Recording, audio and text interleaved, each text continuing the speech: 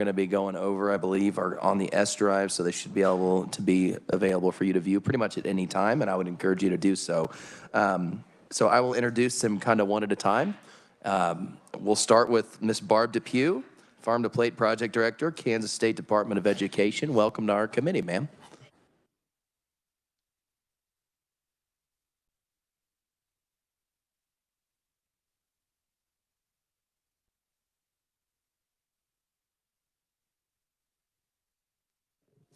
There.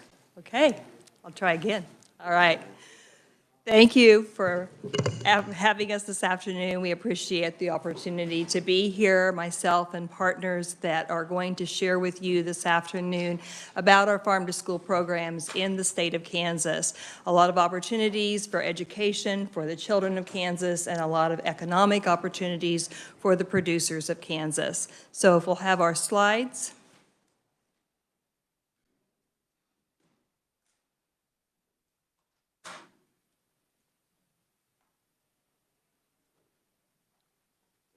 Okay, thank you. And these are the representatives we have here today to share their stories with you. So I'll let them introduce themselves as they come up and step up. So we can have the next slide, please.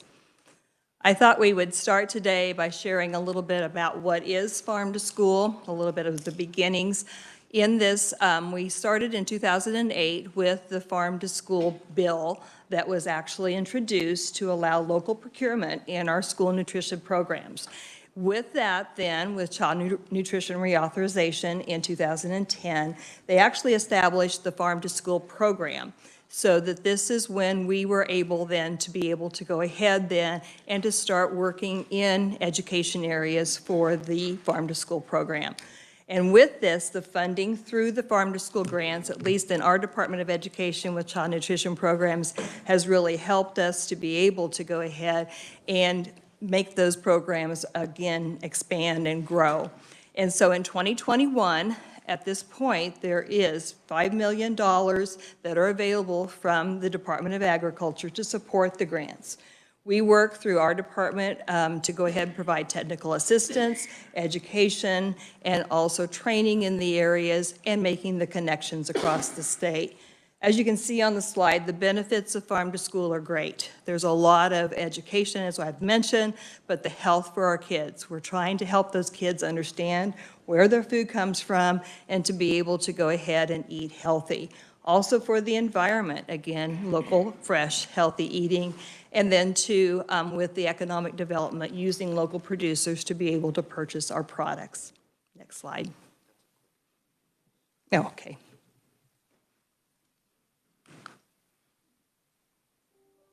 All right, some of the information that I just wanted to share too today in the 2019 census, this was the third census, it went out to over 18,000 people in the United States. But in Kansas, we were identified then as having 69% of our programs, our school food authorities, that were able to use, again, local products and working with them. So again, with that, then the activity of them doing extra activities in the programs, a little less than the average for this, but 46% were actually serving local foods, and that's what we want them to do in our programs. A little concerning, you see on the slide here, is that in the top 5 benefits that were listed in the Farm to School area, they really didn't know. So we have a lot of education to do in this area. And then of the top 5 challenges in participating in Farm to School then was to actually find local. Well, we found that education about what is local was one of the things that was needed as far as this goes, but also then too that connecting them to those producers is an area that we can work with. There will be another census in 2023, so we'll have updated information then nationally for this information. So where we are, I represent the child nutrition programs then with Department of Education. And so that in 2014, after we had funding available, then we were able to go ahead and have regional workshops that we did then across the state to educate about farm to school areas. Then in 2018, I had been employed with the Kansas Department of Education, but my project and my position then changed to the project director for the Farm to Plate program, and I'll tell more about that shortly too. And so I was in a position that I was able to work across our programs with our child nutrition, with our schools, with our child cares, with summer programs, with after-school programs, also with fresh fruit and vegetable programs to add local into those programs. We received a 2020 grant in which there were some sub-grants that I'll share a little more later. And also in 2021, a team nutrition grant that we were able to receive. And this was exciting. It was one of the grants that we were able to go ahead and work together with local producers, our FACS educators, our school nutrition programs, and also the students then to create local recipes. So we have 5 recipes that are going to be introduced in this program using wheat berries, aronia berries, and also sorghum flour for this project. And in 2021, then, we did receive funding from, again, the USDA to be able to introduce items to our summer programs. We'll share about those. And in 2022, then, in our USDA Farm to School grant, the most recent grant that we have 12 sub-grants that have been awarded, and they are going to be using their grant monies then to be able to add local grains, specifically Kansas flour, into their programs that they are going to be making items from scratch then to introduce to the kids. And then 2022, the formula grant then also is a newly funded project that we have added to our staff then, a Farm to Plate project coordinator. In 2022, also the Local Foods for Schools grant is another opportunity. So with these grants and the things that we are doing, we decided to call our program the Farm to Plate program. We want to cover the plate then with healthy local foods. The Healthy Kansas Plate poster that you see here is the poster that is put out at all of our meal programs for breakfast and lunch in our schools to show the different components of their healthy meal. Of course, in Kansas, the chili and cinnamon roll meal is one of the most popular meal choices that we have out there. Of course, a lot of local opportunity with that menu, so you can see that we could have the beef, the beans, the tomatoes, the grains, the fruits and vegetables, and milk is local. And so we want to cover the entire plate. All of the products for these meals then can come from a bunch of different sources. And so that farmers, ranchers, even the schools, the school gardens, the community gardens, any of those can be used in our programs. So I mentioned the summer projects that we had, and so the funding that we were able to use that, we worked with several partners. We worked with Kansas Corn, we worked with Kansas Pork, and also Farmers Market Education. In addition, we were able to put tower gardens in 84 of our programs and our sites across the state. And the grant, the 2020 grant, maybe some of these on the slide here will be from your representative areas, and if you want to know more about these, I'd be happy to share. But great partnerships that we have out there that we're happening with. We have ag educators as well as our school nutrition staff working together for community gardens, for ag projects in which they were growing their pork then on school property to put it into their school meals, the tower gardens that I mentioned, and also the child care. They were able to go ahead and put kits together for educating the kids about local products. The newest grant, the 2022 grant that we have, I mentioned it focuses on grains. We are partnering with Kansas Wheat for this project. You can see here on this slide where the mills are in Kansas and also where our grantees are that are able to work with the monies that they have to add local grains to their programs. And the formula grant is a 4-year grant. This is a USDA funded grant that we have. We have lots of education opportunities and connections that we are making. So some of the things that you see here on the slides, I mentioned Aaron Davis is now our Farm to Plate project coordinator. We also have bus tours in which we'll be taking our child nutrition staff out to the producers themselves to meet with them, a database for producers, culinary training, partnerships. Again, we work a lot with our neighboring states. So Nebraska and Missouri, we are going to be hosting some farm to school institutes in which we'll be educating producers and our child nutrition staff then coming up. And then an Activate Farm to Plate campaign in which we will be actually having Harvest of the Month. We have some special activities and also ag education in a lot of our programs. Lots of opportunities for the kids. And then we hope coming soon, this is pending, we're waiting on some final paperwork for this, is that the local foods for schools is through the Ag Marketing Service. And in this project, we are going to propose then to reduce the supply chain, getting local meats for our schools. Many of our schools are already doing beef to school, pork to school programs, but this will help fund those programs then too. So this project is something that we are waiting for the award to be able to do this, and hopefully then we'll be working with that coming up then from April through February of next year. So we feel it's a win-win-win. The kids win, they know where their food comes from, they want healthy foods, they look for healthy foods in their programs. Obviously, local farmers and producers, again, connecting them to our school programs. This is a steady market for them that they can use, and then the communities to promote the local economy. So we have a vision. Our vision is that Kansans can collaborate to procure and serve local foods and child nutrition programs to promote the learning and success of each child. Thank you for your time, and Tom will be coming up to share about some of their projects. Thank you very much. We have Tom Bueller, Executive Director, Kansas Rural Center. Welcome, sir. Thank you. Thank you, members of the committee, for your time today. Yeah, we'll have some slides coming up here in a minute. So I'm Tom Bueller, the Executive Director of the Kansas Rural Center. We've been working on farm to school for quite a while in a variety of fashions.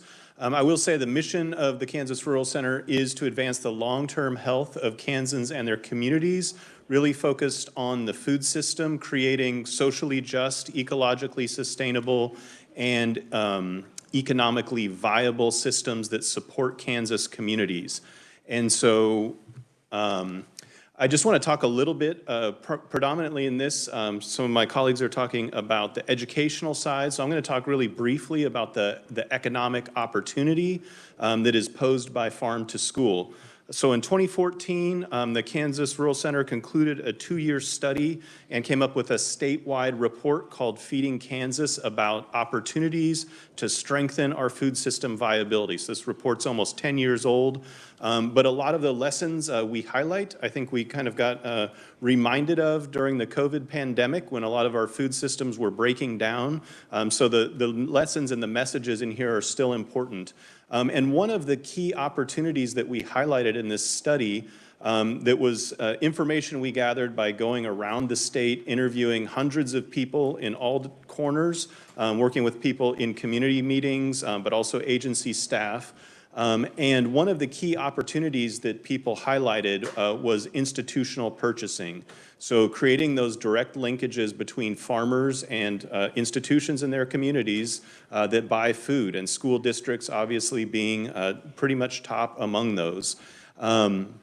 So creating policies that support this farm to school procurement is one of the things we're really interested in. And on that economic front, what studies show, and there's kind of a range, so I've given you the low end of this number, but when food moves through local communities, so if you have a farmer selling to their local school, the economic multiplier on that is basically $1.73 for every dollar spent. Some of those studies will range up to $2.25, but so the more we can spend money, you know, be that those federal school food dollars or local school food dollars in the local community, that has economic benefits for the farmers in that community, the other businesses in that community who those farmers then patronize, and so forth. So we feel like this institutional purchasing is really a key opportunity. And so working to advance that, the Kansas Rural Centers just completed a 2-year USDA Farm to School grant where we took under the challenge of educating producers. That's kind of a role we play in the food system, often working with farmers and providing education.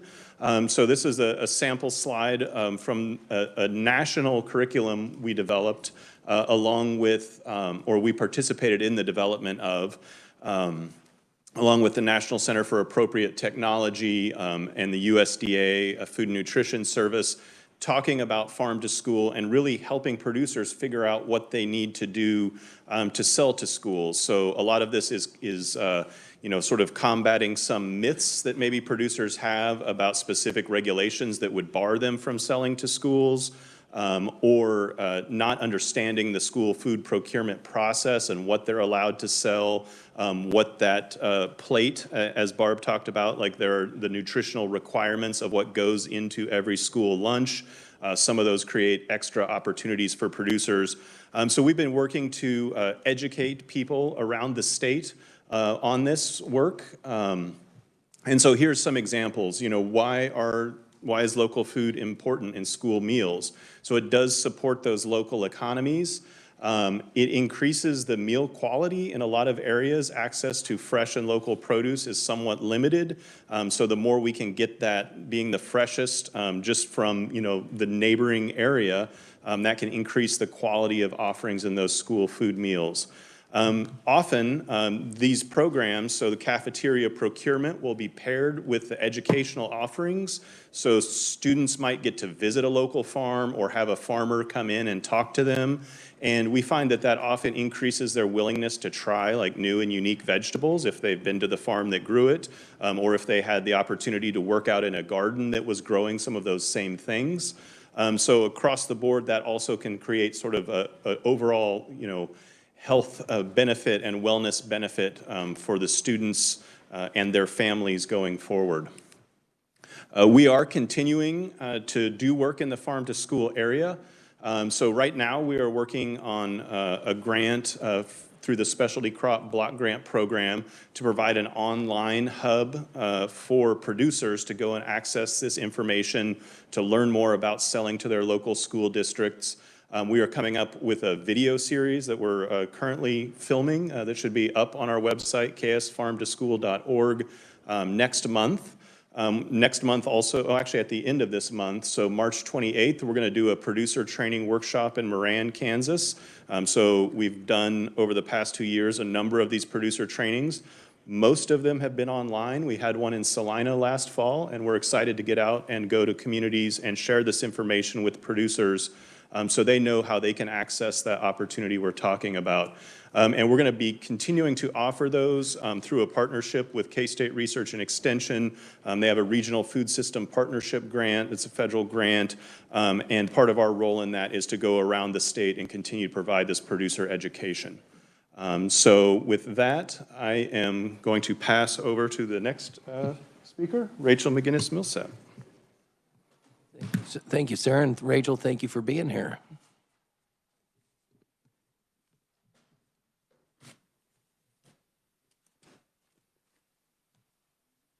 Hi, good afternoon. Again, I'm Rachel.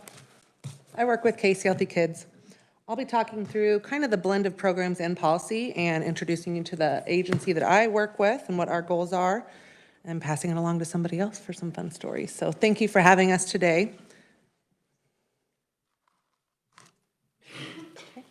Whoop. I didn't touch anything. Okay.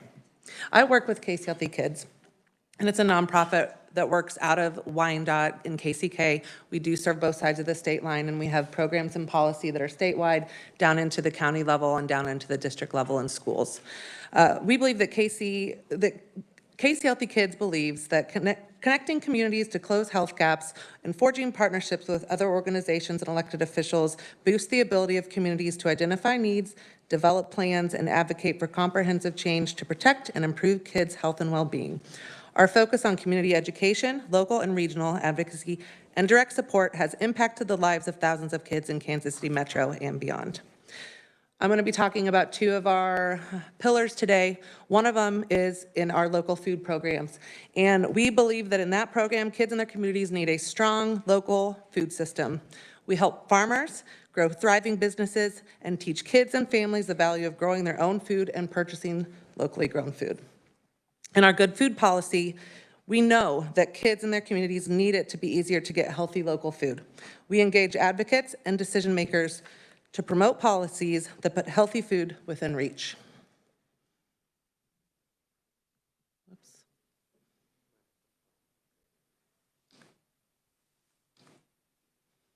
There, okay. Okay. Gotcha. Not going. There you go. Okay. Thanks for your patience. Good food policy, what that includes is part of today, that we're at the tail end of the Kansas Food Action Network Advocacy Day in the Capitol. This includes help from partners and stakeholders across the state of Kansas from the county level with local food policy councils, and rely heavily on little government relations to keep us informed of what's going on here at the Capitol. It also includes the Greater Kansas City Food Policy Coalition that works on both sides of the state and involves stakeholders in the Kansas City area, and focuses on policy agenda items like the Kansas sales tax on food, planning and zoning for urban agriculture, and Fair Food Shopping Network. I promise you there's pictures of kids with veggies coming. So in our local food programs, we really align with the National Farm to School Network's pillars, all right? So they focus on gardening. Oh, guys, sorry. They focus on gardening, they focus on education, and they focus on local food procurement. So KC Healthy Kids has been really involved in getting federal funding.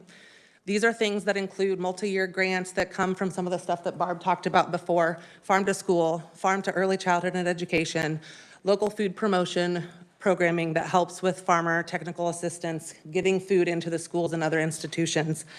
We also have an urban farm in Wyandotte, KCK area on Spitlog and 10th. It works across the street with elementary schools and provides a learning farm for kids to come over and grow their own food and walk it into the food service. It's fantastic to have families out of that farm come and pick up weekly farm shares and learn about local food. One of the really important things about local food programming and farm to school is that we are creating local food eaters for life. We're introducing these kids to what it tastes like, that it's not boring to eat your vegetables, that it's fun to be a part of the recipes, that it is easy to find your farmers. And sometimes that idea of what a farmer is looks very different now. There's urban farms. There's a farm right outside of your school. There's school gardens. We are also aging out. Our farmers are getting older, and we are not getting enough farmers from those younger folks. So starting early and introducing that food to them and their families is really important. KC Food Circle is a cadre of over 30 or 40 farmers in the KC area within 100 miles that have organic practices growing.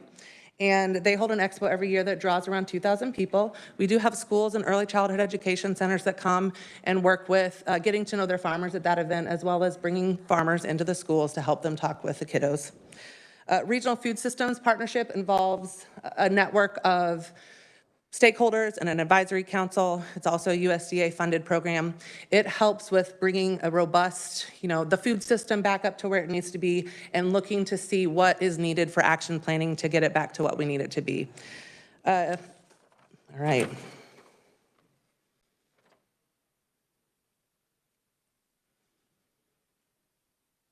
Okay.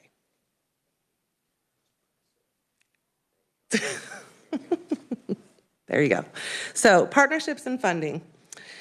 We cannot do this without partners. Not only are the grants really competitive, and sometimes they're arduous with paperwork and the amount of money you already have to have, but it's really important community-wise to pull in the stakeholders that are interested. From the policy level, that looks like stakeholders in the community that are farmers or in the school districts or advocates like the families that we work with or folks like yourself.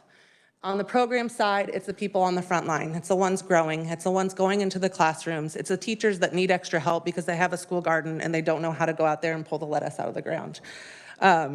These kiddos, this is actually a picture of Spitlog Farm. It's right across from Emmy Pearson, which I'll talk a little bit about later. But these kids are so excited to learn about digging in the dirt for worms, planting their seeds.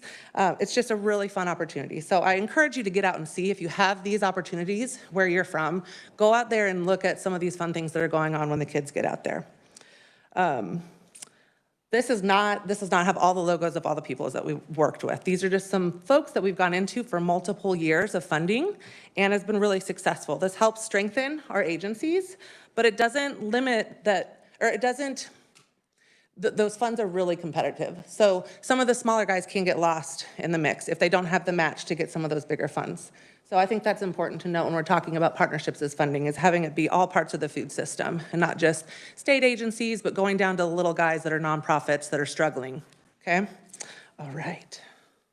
Got it? Nope. Okay, there we go. So, do you guys know what the local food system is? Do you guys know what the local food system is? So this is a good representation, right? Back there, there's a farm where food is grown. That food has been harvested. You guys haven't seen it, but they washed all that lettuce, and they are walking it across the school. And they're gonna take that into the food service, they're gonna prepare it, and then it's gonna go on the plate of those kids, okay? So that's a good representation of what our food system looks like from when you're growing it, from when it has to be transported, involves all the key players, right? We gotta have policies to make sure that food is washed. This school, the Kansas City KCK Public School District, came out to the farm, looked at our growing practices, made sure that we had a triple system to wash the food, because those schools don't have a triple sink to wash fresh produce, okay? They're coming out of a central kitchen. So these schools are limited in the way that they can provide fresh produce. Doesn't mean you don't have workarounds, right? Working with the food service directors to make sure that the policies are upheld to be able to have the kids walk across the street. So this is just really a fun representation of the pre-K kiddos that have grown all that food, and they were so excited to walk it across the street and put it on the salad bar or put it on their sandwiches and have the kids eat it. There's none of that lettuce left, so it's really great.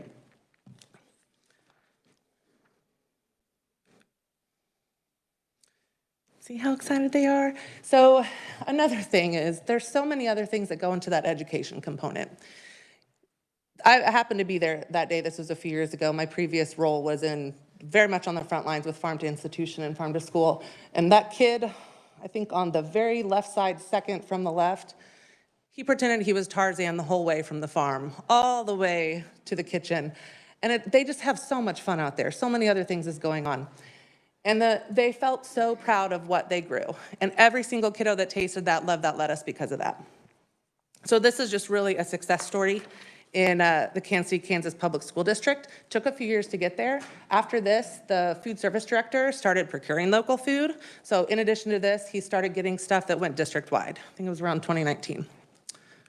Still doing stuff as well. Revamped a lot of the kitchen in the area, did another central kitchen and has some gardens out there. Gardner Edgerton is another example that we have. And this food service director has a lot less kids to feed, a little different farm to school program. There's a lot of technical assistance for knife skills training, because can you imagine just getting one of these and then having to prepare it for, I don't know, hundreds of kids each day? So she does a lot of work with testing out recipes with the kids, helping them do knife skills along with the food service staff, really focusing on the community and families more and putting it on their menu, marking what's local, what's not, working with farmers that live within 10 to 20 miles if she can, and really providing that sense of community with Farm to School.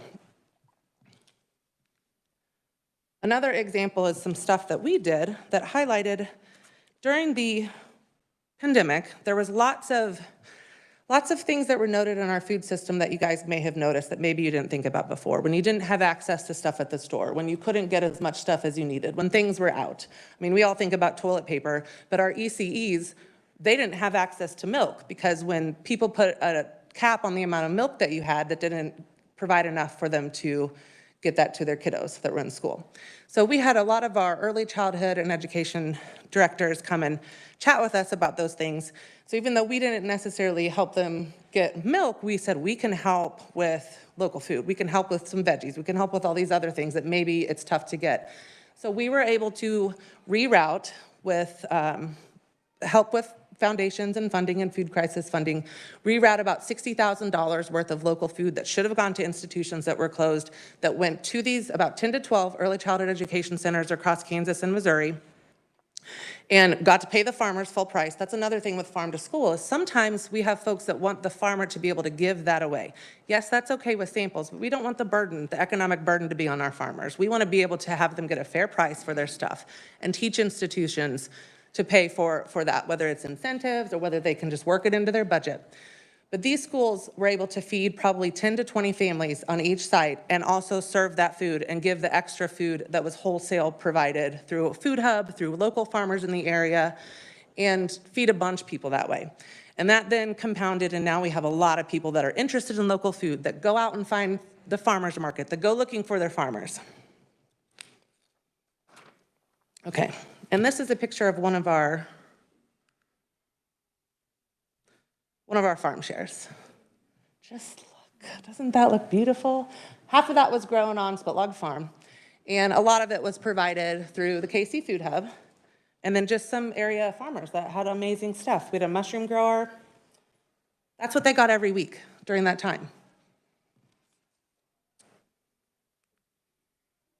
All right, so here's a resource that's helpful. We've got quite a few in the state of Kansas. This one straddles the state line because that's what our agency does. And our food circle is focused on 100 miles around Kansas City. We have, in addition to our food circle farmers, which are organic practices, we have other farmers, we have institutions, restaurants, farmers markets. This is just getting people to where to find local food.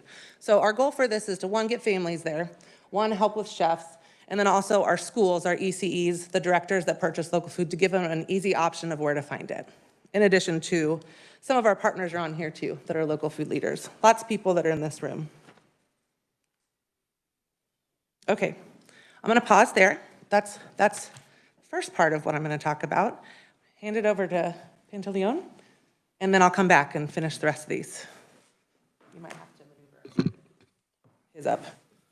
Thank you. Thank you for coming. All right. You were only on the list once, but I suppose we can let you back up again. I guess I'll give her some of my time. Okay. You're good. We learned to share. Welcome, sir. Yeah, so my name is Pantaleon Flores. I work for Lawrence Public Schools, and I think my slide's just about up.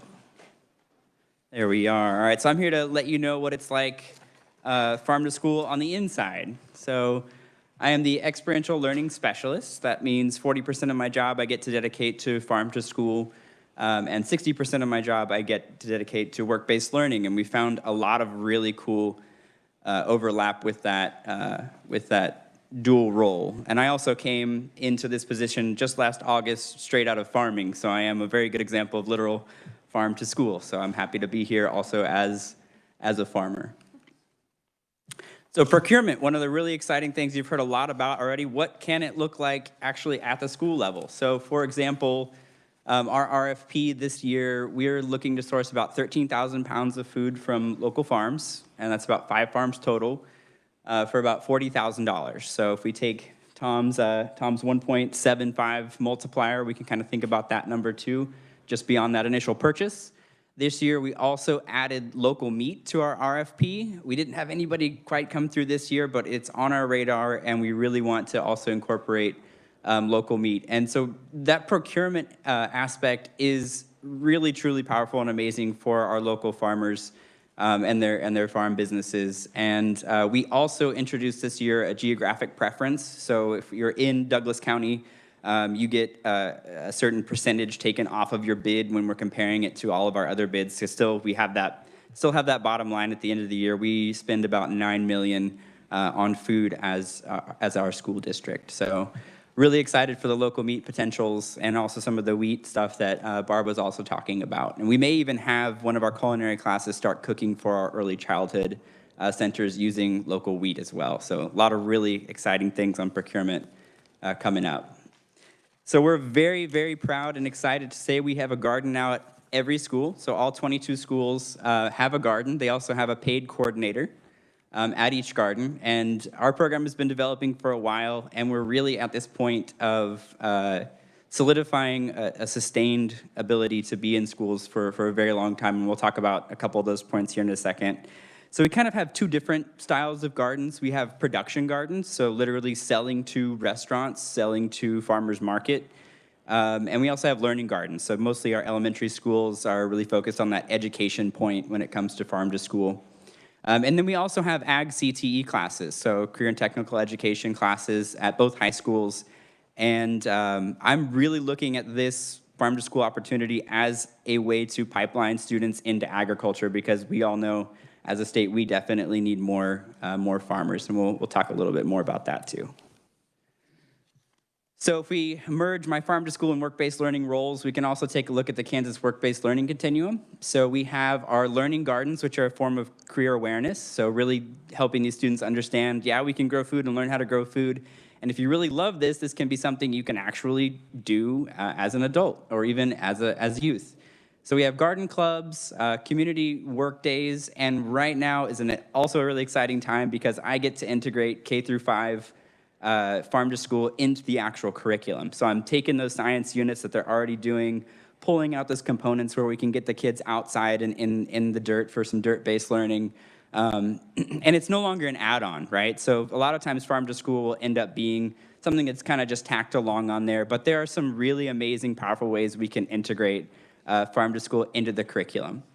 We're also working with an assessment team at KU to look at outdoor classrooms. So that's another really interesting thing that we're working on because we do want some more space for those lessons to happen. If we're going to get all these classes out there, they need somewhere to actually be able to go. And we're cooking up some really good partners with architects in town to figure out how to actually carry those plans out. I also brought another really fun thing that we did. So our Billy Mills Middle School, their FACS classes, so Family and Consumer Science classes, did a project with the Douglas County Community Foundation. They put together meal kits, used as much vegetables from the garden as they could, put together meal kits, had a recipe for some of our families who frequented our pantry. And what we ended up doing was we took all those recipes and we made a cookbook out of it. So our students will have a bilingual, I can show you one of the example pages, so Spanish-English bilingual cookbook made by students that they can actually check out and their peers can check out. And our local library is also going to actually include this in their collection too. So, and we send it to all the other middle schools to be like, hey, look what we did. So we can kind of drum up a little bit of, competition between the schools to say, oh, we need to have our cookbook out next and get it into the library. So some really exciting things there. Our production gardens are astounding. So we have two really, really big, bright, shining stars. West Middle School has a donation garden. So it's our only garden that's actually run by a nonprofit organization. So everything that they grow ends up getting donated to one place or another. And then Southwest Middle School is where we're really looking at career preparation already at the middle school level. So they sold $12,000, just over $12,000 last year in produce. And this is student-run markets. So we do have our garden coordinator who helps get them there because they can't drive yet, obviously. Don't worry, we're not letting them drive. And so they actually go and sell at market, sell to restaurants, sell to a couple different grocery stores in town as well, and then also sell into the district. So we're actually able to hire, I think Perry hired 8 students last year to help throughout the year. And that money kind of goes back into payroll for them. So they get a really amazing direct sales experience that's in agriculture. So that's probably one of my favorite spots to go check out Perry's his pear orchard. It's pretty awesome. So agricultural CTE, so like I was saying, both high schools have amazing ag educators. One is still trying to convince facilities to bring a goat. And so we have really great teachers who are highly motivated, good infrastructure, so have some greenhouses on site. They do plant sales. One of our high schools actually has an acre prairie so that they actually plant it out themselves and steward year after year. And as I mentioned earlier, I'm looking at this farm to school role, especially combined with my work-based learning capacities, to figure out how to get young folks into agriculture. There's plenty of them interested in it.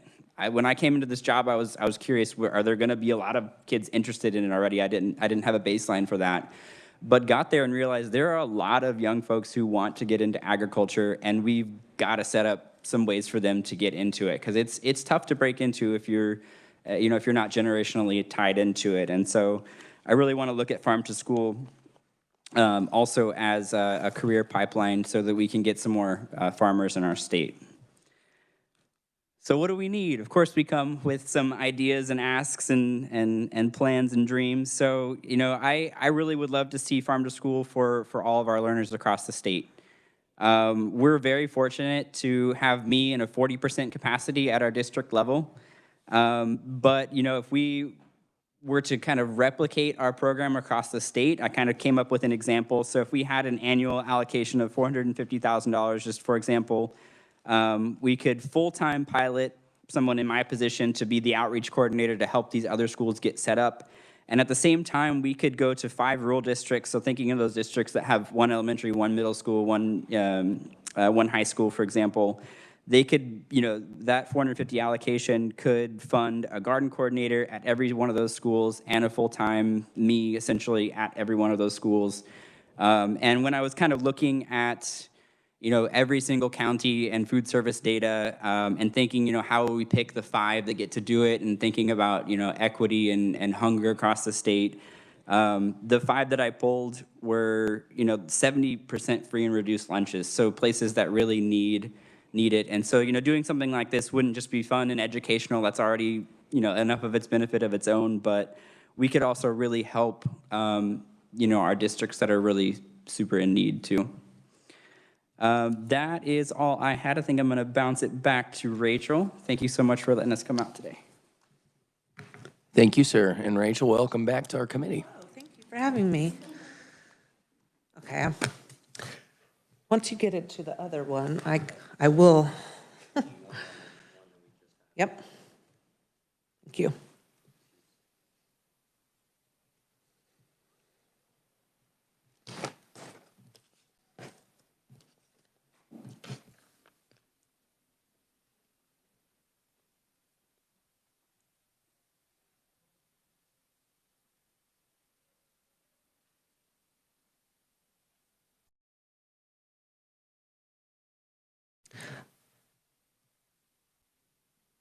No pressure.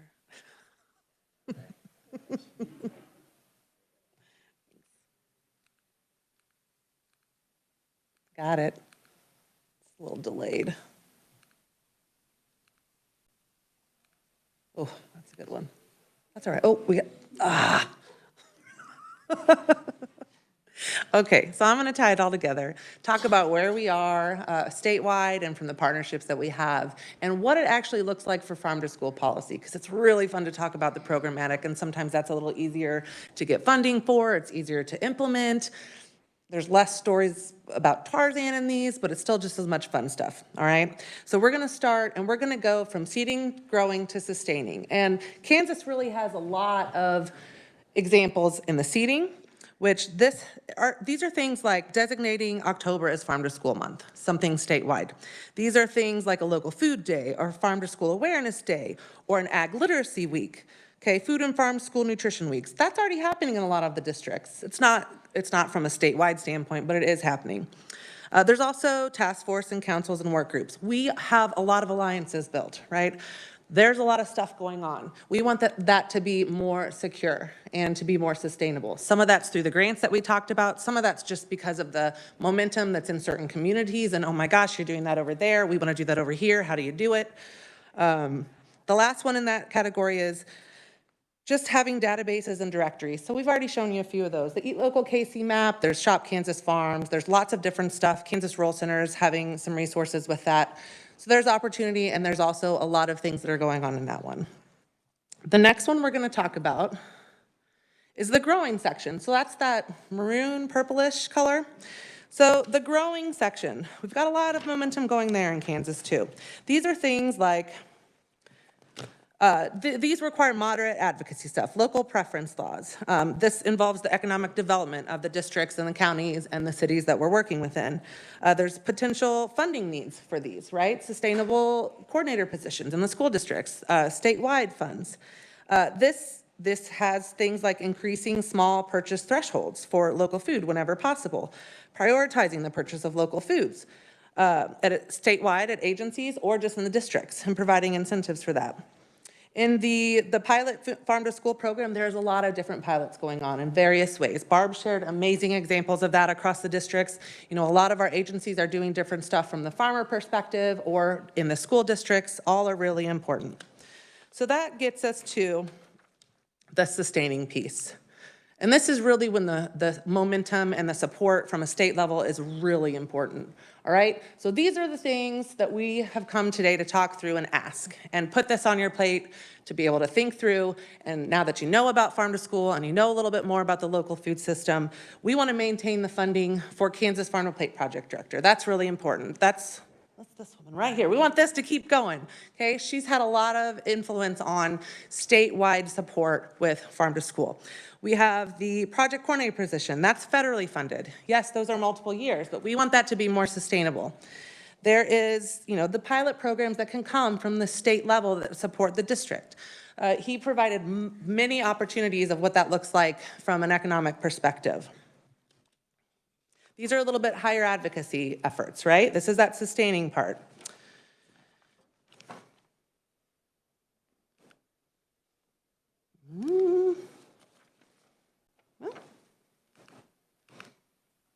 Well, okay.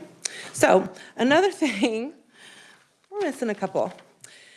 The biggest thing out of today, too, is that we really want to push, and this is from a Kansas Food Action Network perspective with our Advocacy Day, and we're already laying the groundwork for this, is we really want to push for a statewide food and farm council to advise administration and legislature on farm to school policy best practices. This is something that we have momentum. There's over 30 counties in the state of Kansas that have local food policy coalitions and councils that are lifting that up, and a farm to school or farm to plate, that can run through that. So we are really pushing that this year. We are laying the groundwork for that. We have many advocates out there today. I think there's 12 represented from the councils coming in and talking and really encouraging folks to think having that statewide food and farm council. Farm to school can reside in that. Farm to ECE can reside in that. We can run different stuff through that would be very helpful. So I want to leave it at that. We have a little extra time for questions. Does anybody have any?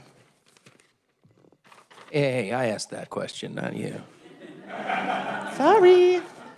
Thank you. Committee, are there questions? Representative Schreiber. Thank you, Mr. Chairman. And I don't know who would want to answer this, but going back to one of the first slides about the USDA grant, $5 million, is that nationwide? Is that what comes to Kansas? Or Those are competitive grants that need to be applied for, and so we as a state agency have applied for those. oh, you might have to come up to the mic. I'm sorry. Yes, those are national level, and so we have to apply for those grants, and so we have been able then to go ahead and receive them as part of. And how much does Kansas receive? Well, each of the ones that we have received have been approximately 90,000, and so that we have, and one of the things that I just wanted to share is you saw that some of the great projects that were out there, but each of those, it was like 13 sponsors that were at 13 child nutrition programs or 12. Again, we have over 400 programs out there that could benefit from grant funding, and so we're only able to just kind of scratch the surface for some of those. Okay, thank you. Thank you, Mr. Chairman. Further questions from the committee? Representative Estes. Thank you. I'll start with Mr. Flores. Do you take donations for your cookbook? We are actually going to do a fundraiser with Lawrence Public Library to sell the cookbook. Yeah. Maybe you'll send us a link, and you have some low-hanging fruit on donations over here. That sounds great. I wasn't going to solicit that, but yes, thank you for that offer. And don't go anywhere, because I have a couple of more questions for you.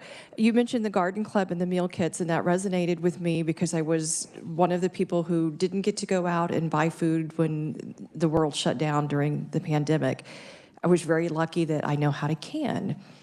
And I was able to buy the few remaining actual real live vegetables in there. So I have a couple of strange questions for you, because that inspired me to think we need to bring back victory gardens and teach other people to preserve. So do you help kids set up home farms if they say, I love what I'm doing at school? Because I think it's a solution to food security.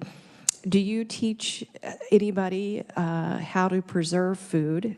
And if not, do you think there would be an interest in that? And do you teach the students how to harvest the seeds to set aside for their next crop?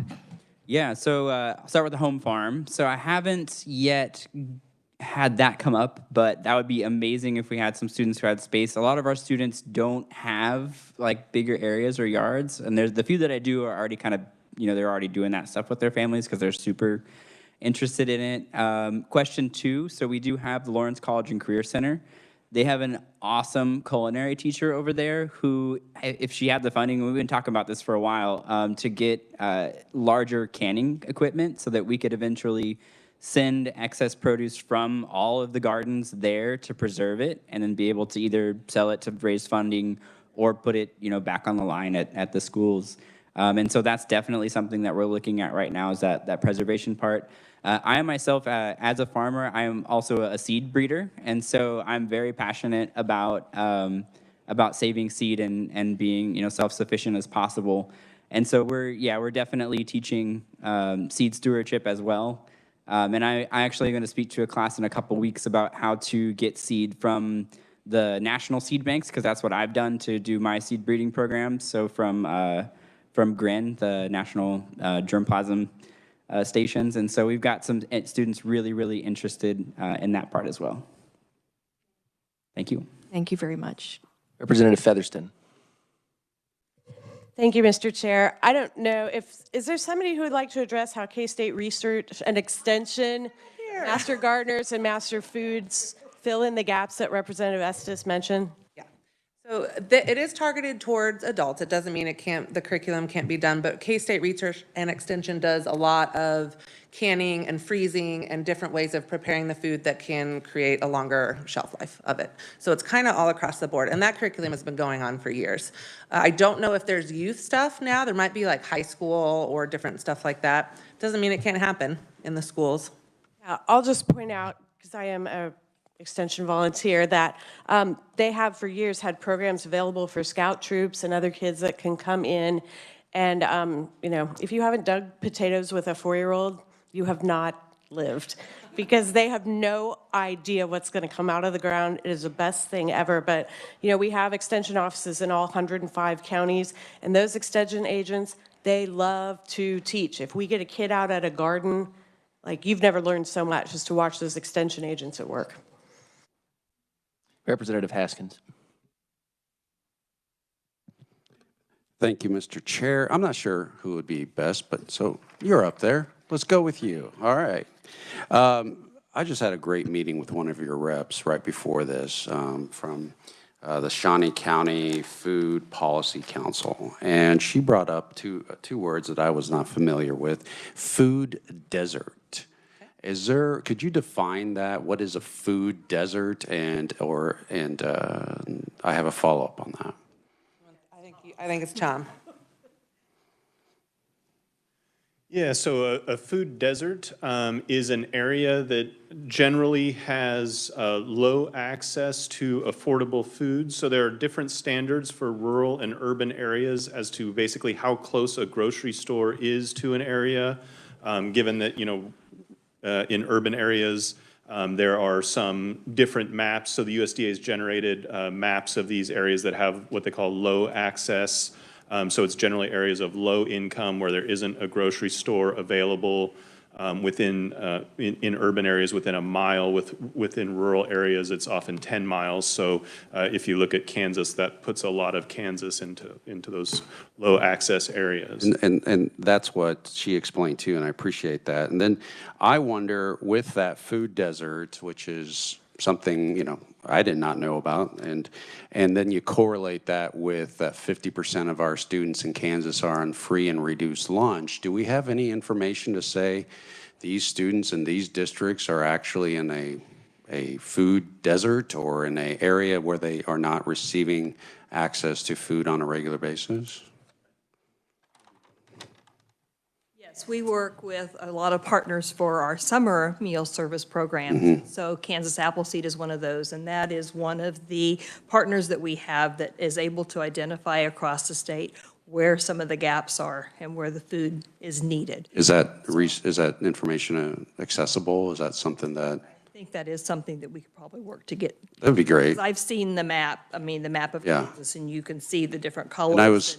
And I was looking at the USDA, but just real quickly, my last question is that, and I really Like the fact that we bring up that the State Board of Education should be looking into this, and I like ag, CTE, and all those areas. But immediately I go to, what about business and industry? What about, have we approached Hy-Vee and say, if you partner with this school and you bring in this, we will give you X, Y, Z, or maybe a tax credit that the state can offer in that. Are these things that have been talked about? Because I go with Kansas Grain and Feed, and I go with Farm Bureau. I'm like, where are they? Why is it always the State Board of Ed?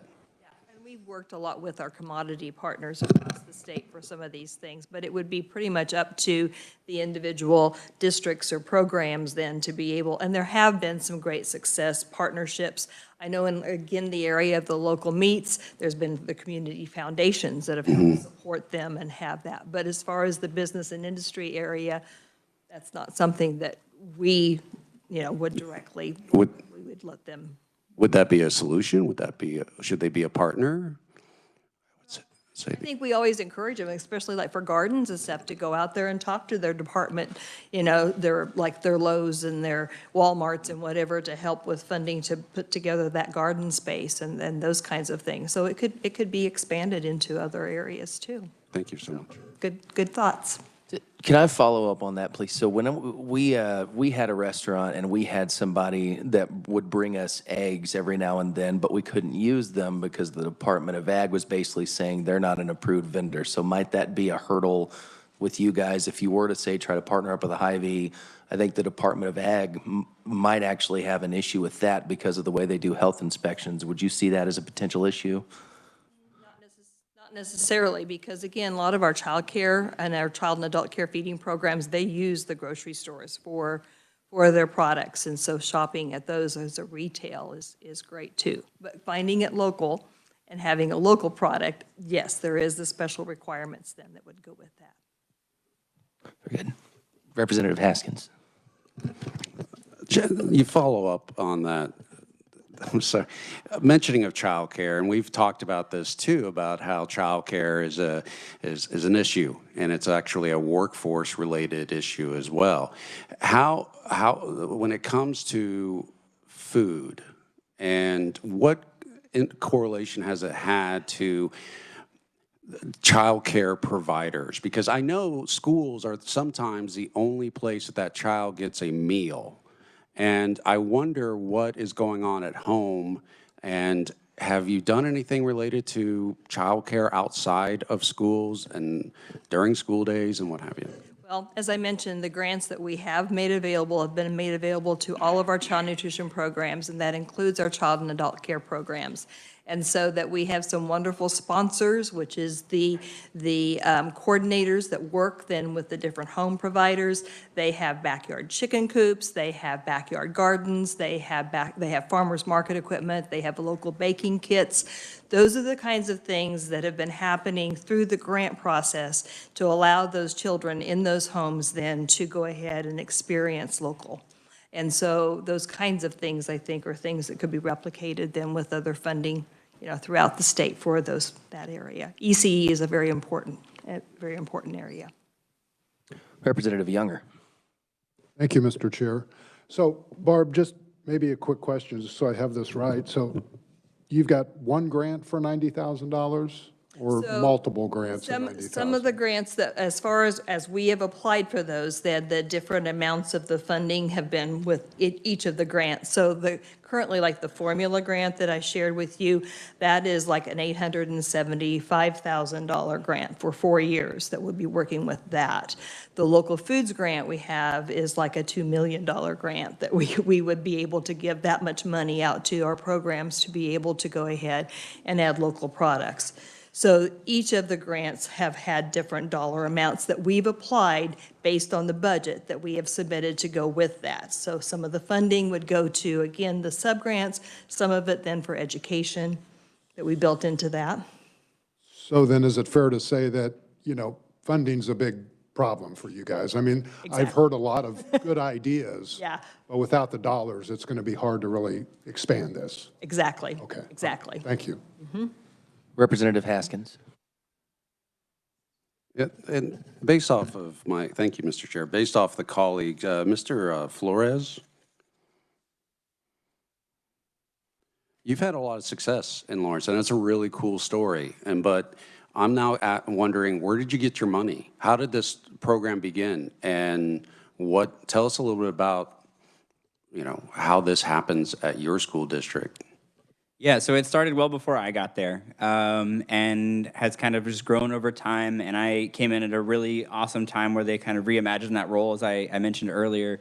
So my position is 40% funded for Farm to School directly through a district allocation. So our district has said, like, we value this program, we can only fund it so much, and they went ahead and actually funded it through that. The 60% of my job is federal Perkins money, so through the work-based learning stuff. And so that's how we were able to piece together a full-time equivalency on that.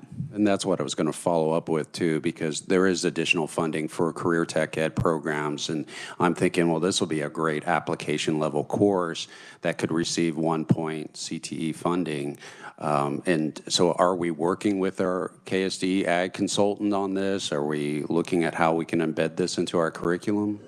Yeah, so with our new ag teachers, they both just started this year at the high schools. I've been talking to them a lot about accessing CTE funds, because if they can also be, kind of like high school coordinators, then we can also be drawing funds from that. And so we're just about to explore that. And FFA, CTSO, Career and Tech Student Organizations, are they involved at your school? Not as much as in some of the other districts in our county, but I know we work quite a bit with Extension. We have an all-day 4th grade field trip. That's pretty awesome. And so we're kind of building those partnerships out for us. But I know Baldwin and Eudora definitely are more tied into FFA and those. Yeah, thank you.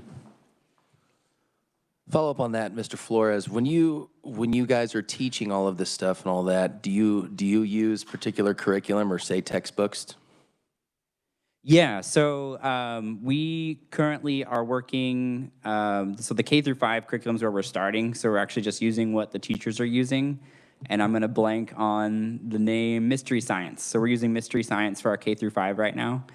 Yeah, so anything that I feel I want to integrate, I want to make sure that we're pulling from the stuff that teachers are already using and, kind of have to use, so that we're not adding an extra layer of also do this on top of everything you're already juggling, so. Do you guys update the books or get new books constantly, or is it just kind of a, how often do you do those, just out of curiosity? Yeah, so we do have review committees within our district, which is made up of teachers, and Mystery Science, this is our 2nd year, and we're definitely continuing with it into the next school year. And so that is something that we want to consider too, is that those do change, and I wish I could give you like they change every 5 years, but it kind of just depends on what's come out, what the administrators and those educational committees decide on going with for the next years after that. But right now we're in year 2 of Mystery Science, and we'll have them again for another year. So. Okay, that's cool. Do you ever get parents push back for sending their kids home dirty, covered in mud or anything? I get parents asking when next garden work days are. So they have been some of our biggest supporters. We actually had a really bad windstorm blow away one of our sheds, and our facilities was really hesitant to rebuild that out again, and our parent groups just got right up and said, no, they need that outdoor space. Our kids are devastated. Like, they loved their garden shed, and they take a lot of ownership in it. And so, yeah, we have amazing parental support. Yeah. Awesome. Further questions from the committee? Representative Getz. I think this is for Rachel.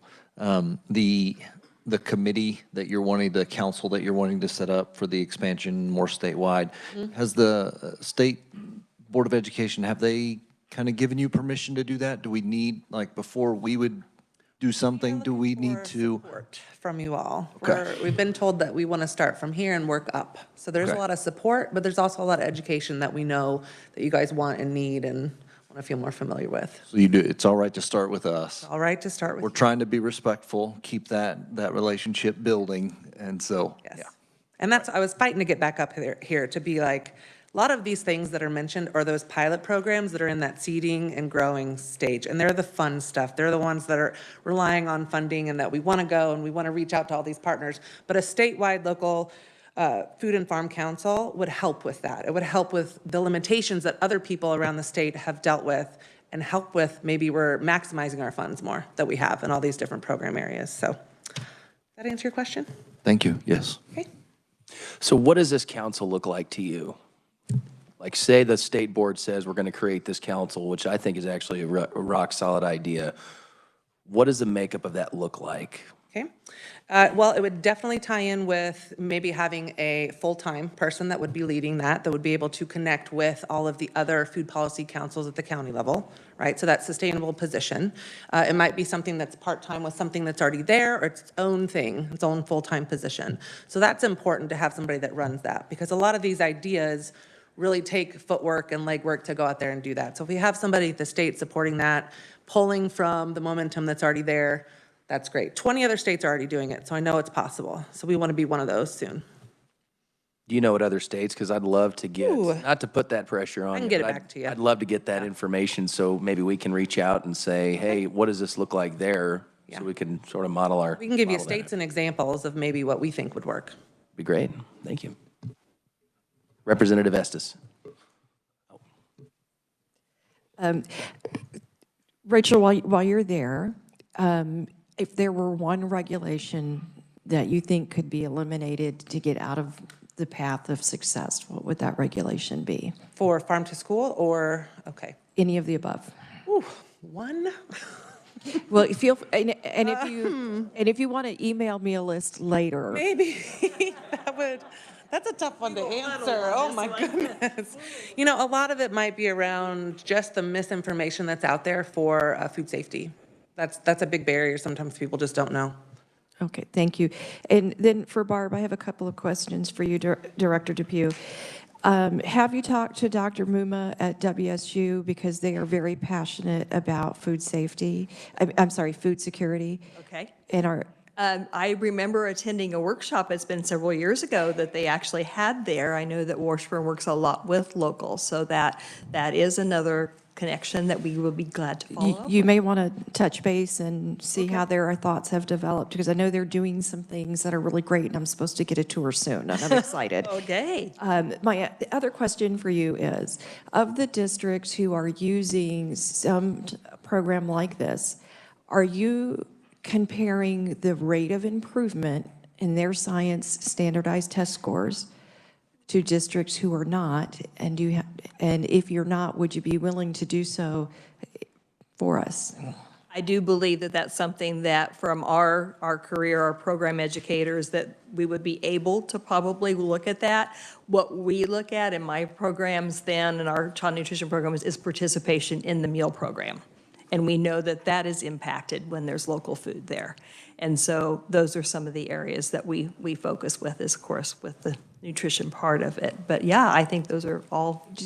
Just seems like, specifically with what we're seeing in Lawrence, that's got to help bring science to life, and that's got to translate to the scores. That's my hope anyway. Thank you. It's very diversified across the state as far as what each district is doing. And so that it's we would have a big range, I think, in some of that, but definitely some impact. Thank you. Representative Younger. Thank you, Mr. Chair. Barb, quick question. Did you say there's 70 schools involved in this program, in these programs?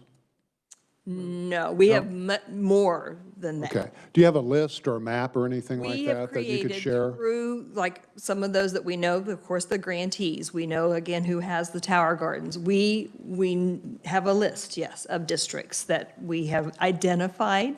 Then through the activities, we love success stories, so when we get those in our programs, we write them down, so. Could we get that list? Yeah, we'd be glad to share. Yeah, we hope Thank to you, go out Mr. and Chair. see each and every one of them, so, yes.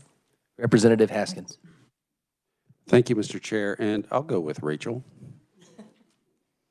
It's a game show, and Rachel. All right, so I love the idea, State Food and Farm Council. And I love the idea that the State Board of Education is involved in making sure our students are gaining the skills. But I do kind of go back to my meeting, and I was excited to hear that the Shawnee County Food Policy Council was looking at opening up a grocery store in Shawnee County, and to address this food desert that's in this low socioeconomics. And so have you presented this idea to the Ag Committee or the Commerce? Because it seems like it's more important than just what we can do in our schools. It seems like it's something that this council should cross over on many different areas. Yes, we have. We haven't presented farm to school stuff. We saved that for you all. So we are focusing though on food and farm councils with a lot of the other committees to lay that groundwork, because the food system represents more than just this. So yes, we have, and we continue to. This is a lot of laying that foundation this year and move that forward. Further questions? Representative Featherston. I'll just put in a plug for the Ag Committee. If food insecurity is your jam, we have had some amazing hearings in there on food insecurity. K-State has a program that helps put grocery stores in both rural and urban food deserts. Wichita has an amazing Black-owned farm, urban farm, and I'd be happy to dig through my notes and send you the slides and whatnot from those days, but we have had some great presentations on food insecurity and ag this year and last. Kansas Action for Children, Kansas Healthy Food Initiative. It's amazing. Because we're the home for the research and extension offices, so.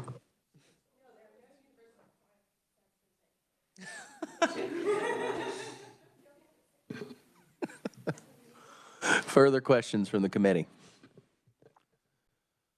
All right. Well, this was actually very informative, and I'm sure we all, but I'll say I certainly appreciate you all coming out and keep us in the loop on that. And then if you could send us kind of what the other states are doing, I think the request about the number of districts, and then we'll dive into this. I mean, we're notorious for taking issues like this on when other committees are going, why isn't this going through our committee? Well, we like to shake the tree a little bit, so we'll do that in here. So thank you all. On social media, we do use #FuelingKSKids. So if you want to see some really colorful pictures, some great activities that are happening out there, that is where we ask our districts to share. To repeat that, if the WebEx folks didn't hear, it's #FuelingKansas. #FuelingKSKids. Perfect. Thank you so much. Thank you all for coming. Committee will meet tomorrow. We've got, I believe, 6 school board members that'll be in attendance from all over the state, as far as Goodland, Dodge City, Buckland, Labette, Olathe, and Wichita, I believe. So we're gonna have another conversation with our school board members tomorrow and just kind of hear directly from them. So looking forward to that. And with that, we are adjourned.